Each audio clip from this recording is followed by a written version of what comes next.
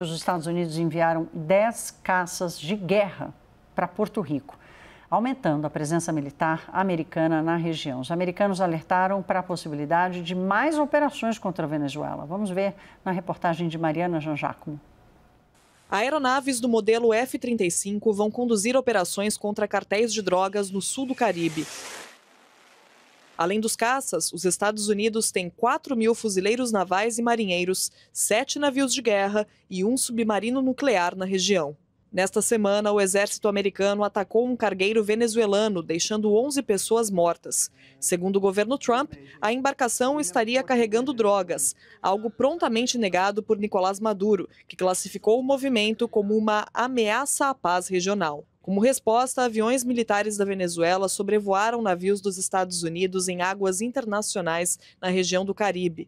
Segundo o Departamento de Defesa americano, a medida tem o objetivo de interferir nas operações antinarcóticos e antiterrorismo realizadas pelas Forças Armadas dos Estados Unidos e é altamente provocativa.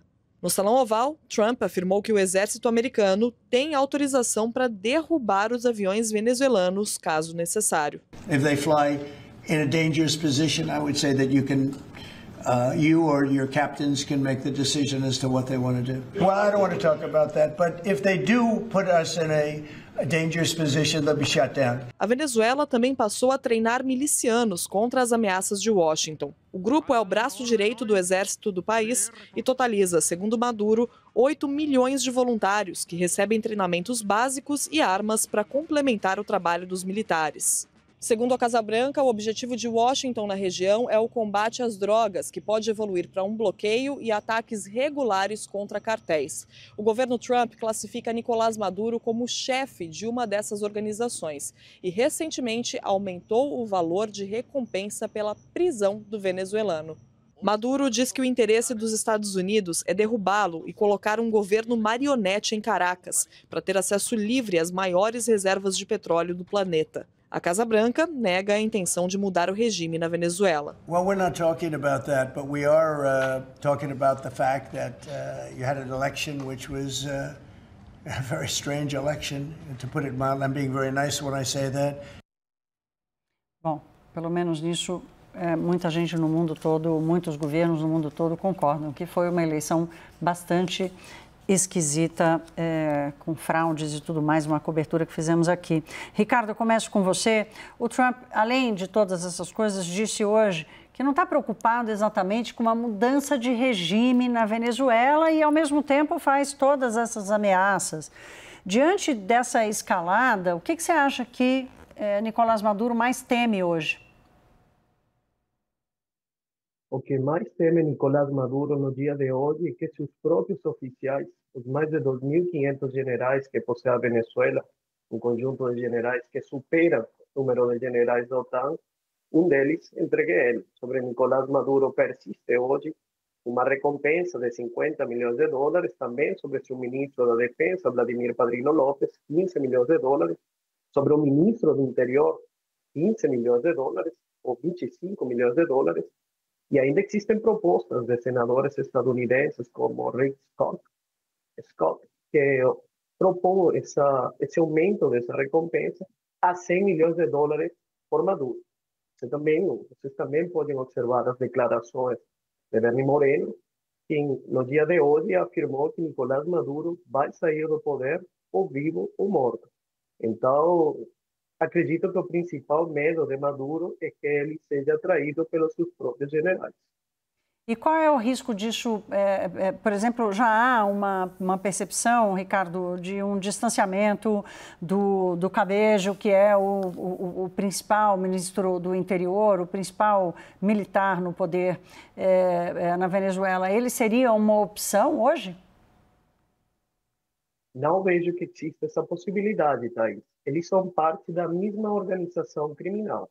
Uma organização criminal tomou o Estado, sequestrou as instituições, usurpa a representação do Estado e mantém ativamente essa organização denominada Cartel de los Soles, que a partir de 2008 tem e responde por um conjunto de processos na FARC, onde generais de divisão do Exército da Venezuela foram vinculados a atividades de narcotráfico. inclusive com as Farc. Então, não se trata de que exista algum tipo de substituição por parte de Diosdado Cabello, porque Diosdado Cabello é parte essencial desse problema, sendo sinalado pelo chefe da inteligência venezuelana, Hugo Carvajal, assim como o antigo magistrado Aponte, apresentando a Diosdado Cabello como um dos principais chefes dessa organização criminal. Lorival, eu queria te ouvir um pouco sobre o Brasil. O presidente Lula disse hoje que não vai tomar lado. É inédito isso, né? Com relação à Venezuela. Talvez eu não tenha me lembrado do presidente Lula não ter tomado lado na Venezuela. O que você acha que está por trás da posição do presidente? Bem, em primeiro lugar, assim, essa operação militar americana, ela tem um problema de configuração e de missão, e de regras de engajamento e de objetivo. E a gente viu isso claramente nesse ataque contra uma embarcação que estava ali navegando. Não sabemos o que era essa embarcação, quem estava lá. E mesmo que se tratasse de narcotraficantes, como disse o governo americano, que ele, aliás, não pode provar, porque ele destruiu a embarcação e matou todo mundo, esse não é uma forma eficaz e nem é legal de tratar narcotraficantes. Quer dizer, não é uma guerra, não faz sentido, né? Não era um navio de guerra que estava ameaçando a embarcação americana e não é nem sequer eficaz do ponto de vista do combate ao narcotráfico. O narcotráfico se combate com inteligência, com ações policiais e não de forças armadas. Então, de fato, não teria lógica o governo brasileiro se juntar, como nenhum país assim grande, importante, se juntou a essa, né, ou apoiou essa operação. Realmente não tem muita lógica.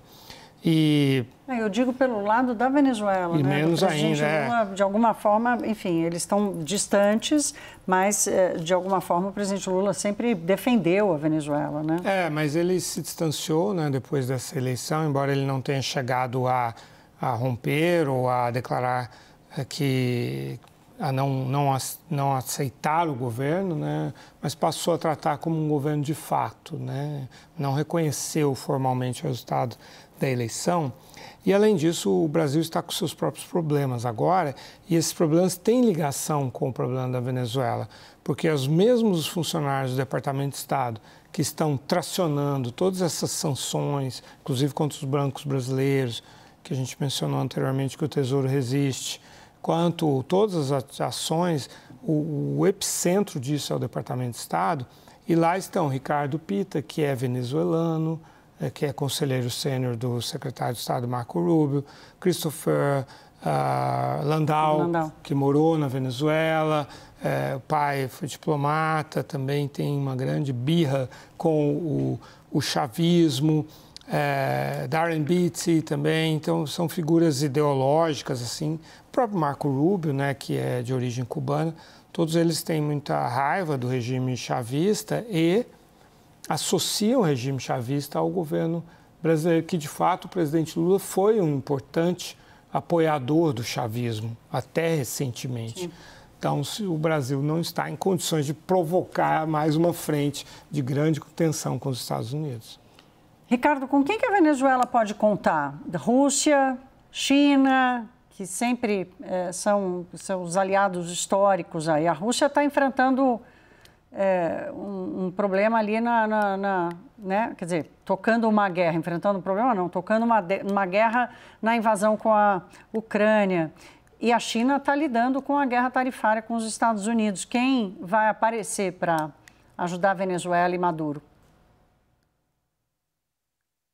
Então, Thaís, no nível de declarações, de manifestações, a principal ênfase é dado por Daniel Ortega de Nicarágua. Daniel Ortega tem se posicionado, inclusive, exigindo, cobrando uma posição de outras nações. E até agora, representantes da República Popular China emitiram alguns comunicados em relação ao respeito da soberania dos países. Agora, desde o ponto de vista de comunicados políticos, ao eventual apoio militar, eu vejo uma grande distância, que supera inclusive a própria distância geográfica. Isso eu queria adicionar um ponto. Essa política em relação à Venezuela, ela se manteve com muita força durante a própria administração de Barack Obama. Foi precisamente no ano 2015, quando a administração de Obama, democrata, considerou a Venezuela como uma ameaça inusual e extraordinária para os interesses dos Estados Unidos da Norte-América. Isso diante desse tipo de atividades de lavagem de dinheiro e a introdução de narcóticos e de capitais vinculados a esses narcóticos à economia estadunidense, sendo essa a declaração de Barack Obama. O interessante de tudo isso, que não está sendo tratado, é que enquanto esses ativos militares se encontram nas costas da Venezuela, inclusive a possibilidade de que exista um submarino na península de Paraguaná ou nas bocas do Orinoco, a Chevron, que é uma das principais corporações petroleiras estadunidenses, continua extraindo petróleo da Venezuela, assim como também comprou parte dos ativos do Grupo Hess, que conjuntamente com a ExxonMobil extraem petróleo do Essequibo sobre águas não delimitadas com a Venezuela. Então, diante de toda essa situação, de todas essas manifestações, persiste um interesse econômico claro sobre os recursos energéticos. Claro. Lorival, a gente tem um minutinho só para o final. Eu tinha separado essa pergunta aqui para fazer sobre você. A Chevron está lá, né? Tem petróleo para danar. Quando é que vai aparecer o real motivo?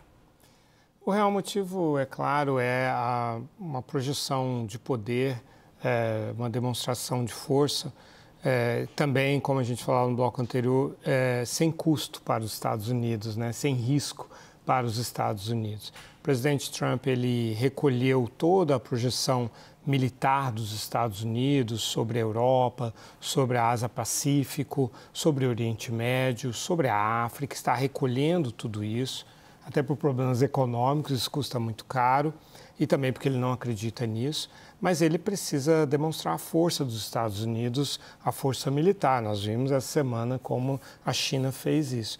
Então, uma forma de fazer isso que seja barata, com nenhum custo militar e pouco custo econômico e político e geopolítico, é fazer essa flexão de músculos no Caribe.